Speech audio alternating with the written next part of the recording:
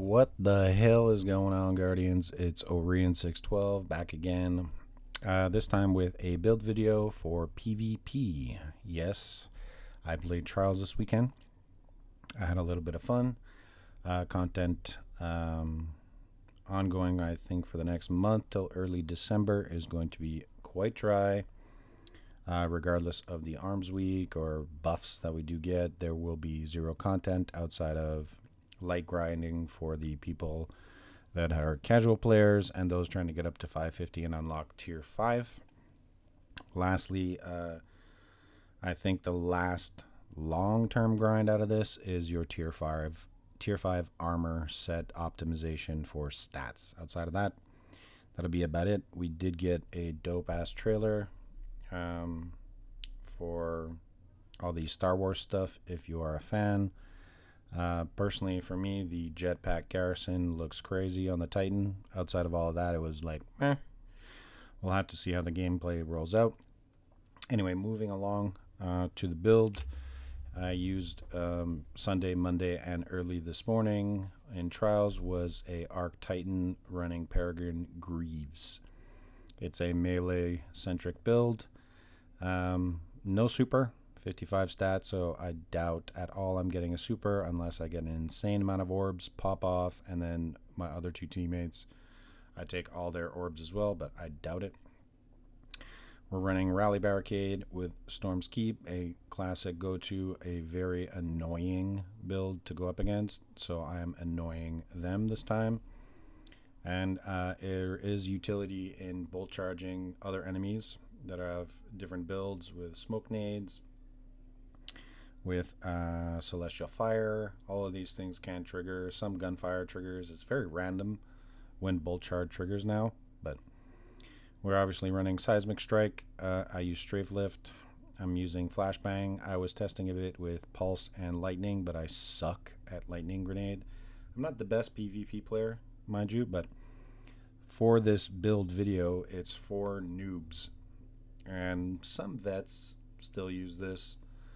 Pros, I doubt it. They're probably all on Hunter.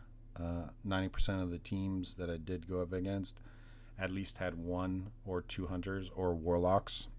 Void Warlocks are very, very deadly to go up against. Very annoying, very strong builds for the Void Warlock meta in PvP. We have Knockout, so we can't get amplified. We do get a melee damage after we get punched. And if we do get the kill, we get amplified. We have some DR for spark of resistance. This for the flashbang is useless, but for pulse and lightning it was pretty good. We got ions to get amplified. If I have other arc teammates, the arc hunter, all these bolt charges and jolted enemies can give me ionic traces for my abilities. And feedback, again, taking melee damage briefly increases your outgoing melee damage, so a bump and synergy with knockout. The weapons, the main one I was using was igneous. You cannot get this now, sadly. I don't know why I don't know why they removed it from the loot pool. They should have kept it. It is a S tier hand cannon. Crazy range. There's Kremls, obviously that's fantastic as well, but we've seen, what, one or two Iron Banners this DLC, which is kind of sad. But this is like a curated roll that I had got. I erased all my Igneuses. I think I have one super old one with Rampage and Killing Wind, and one with Celerity. I don't know if anybody remembers that perk, but it is kind of like Alacrity. So it's a fantastic, very good old reliable one that I was using all weekend. We were using Aureus for up close, threat detector, accurized. I think I can get a better barrel. Maybe corkscrew could be the play, but threat detector and 1-2 punch. So one shot, one melee, insta kill. Nice, quick TTK. It takes everything up.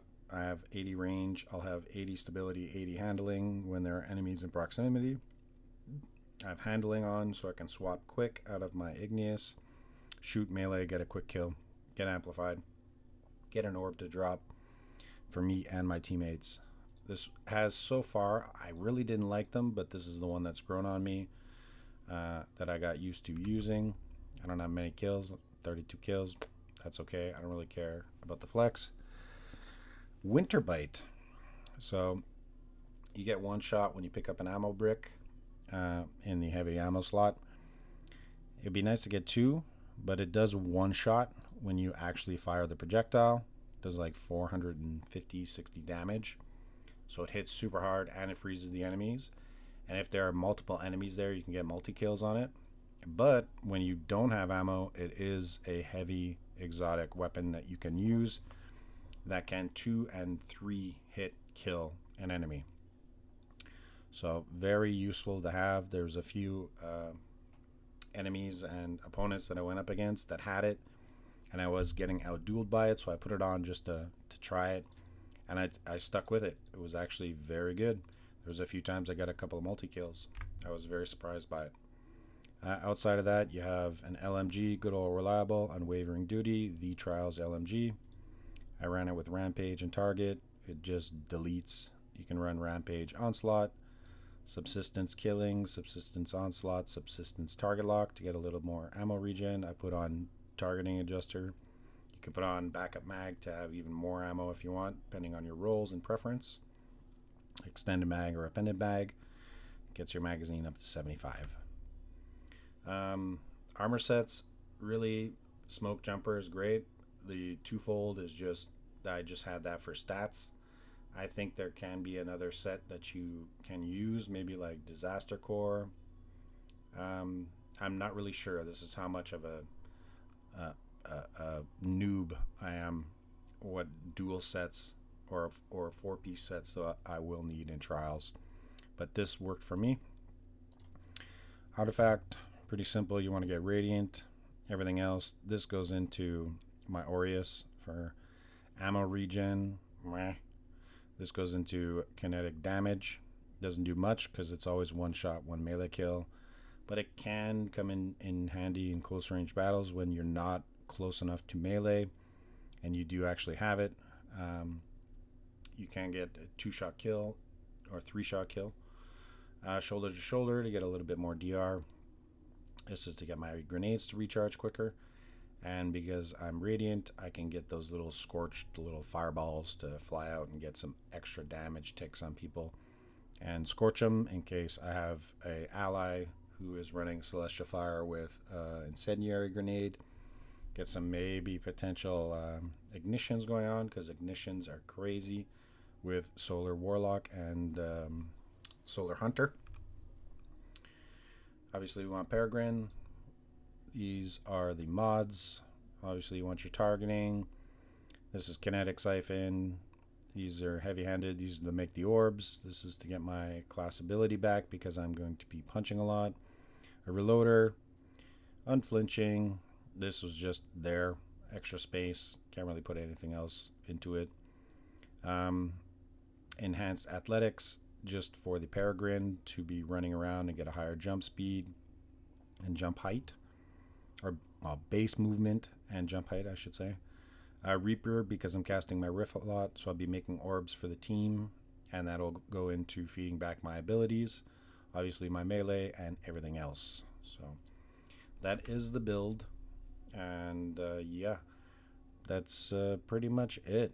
I opted finally at the end to swap between Void, because Void Shield Bash is pretty useful when you aren't getting your super or the other team has a super. You can take them right out of it if you manage to get the melee off, which is pretty handy.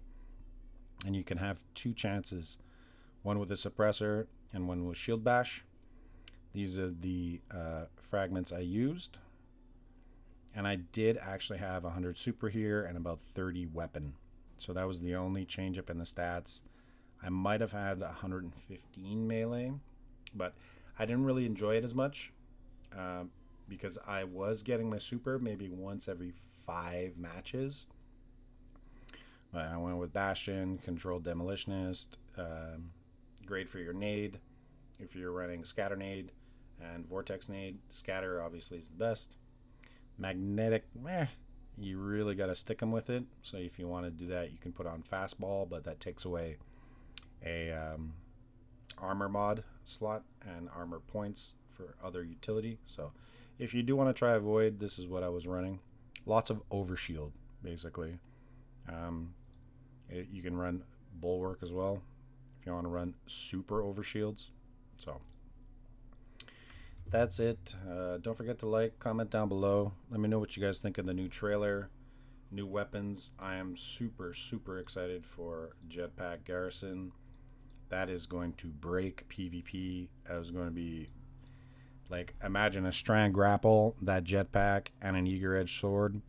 That's going to be crazy for movement for Titans, and Titans already have pretty good movement outside of their actual base speed. Hunters will be the craziest. Warlock's got like some funky rift, which, man, whatever.